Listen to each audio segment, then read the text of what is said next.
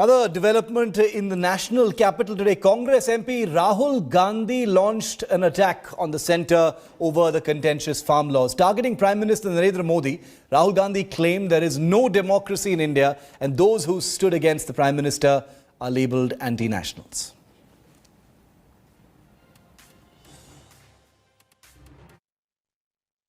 ये आप किस देश की बात कर रहे हो? ये कौन सी देश की बात कर रहे हो? डेमोक्रेसी ये मतलब कौन से देश की बात कर रहे हो? इंडिया की बात कर रहे हो? इंडिया में कोई डेमोक्रेसी नहीं है। डेमोक्रेसी इंडिया में ये मतलब आपके इमेजिनेशन में हो सकती है मगर रियलिटी में है नहीं। राष्ट्रपति से हमने कहा कि ये जो कानून बनाए गए हैं ये किसान विरोधी कानून है और इससे किसानों का जबरदस्त नुकसान होने वाला है, मजदूरों का, किसानों का। सरकार ने कहा था कि ये कानून किसान के फायदे के हैं और देश को दिख रहा है कि किसान कानून के खिलाफ खड़ा हुआ है।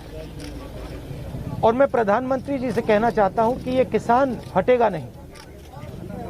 प्रधानमंत्री को ये नहीं सोचना चाहिए कि किसान और मजदूर घर चले जाएंगे, नहीं जाएंगे जब तक ये कानून वापस नहीं लिया जाएगा।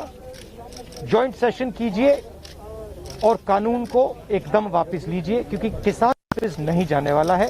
विपक्ष की सब पार्टियां किसानों के साथ, मजदूरों के साथ खड़े हैं और खड़े रहेंगे। जिस प्रकार से ये कानून पास किया गया वो भी बिल्कुल गलत था।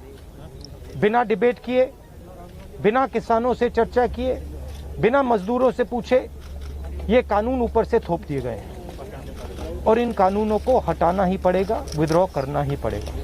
We are not allowed to go out. We are not allowed to go out of the ICC office. The police stops us from going out. Why don't you let us go out?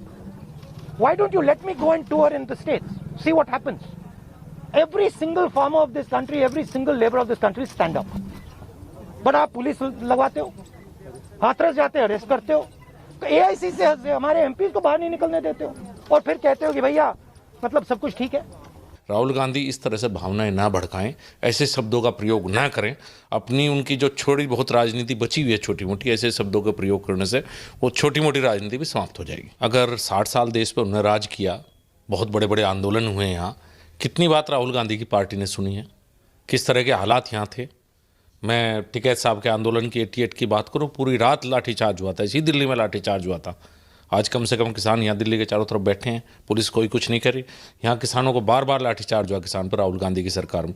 और उस राहुल गांधी की और उसकी party ने अगर इतना किया होता तो आज इस तरह के हालात देश में ना होते। शायद वो इतिहास नहीं पढ़े हैं।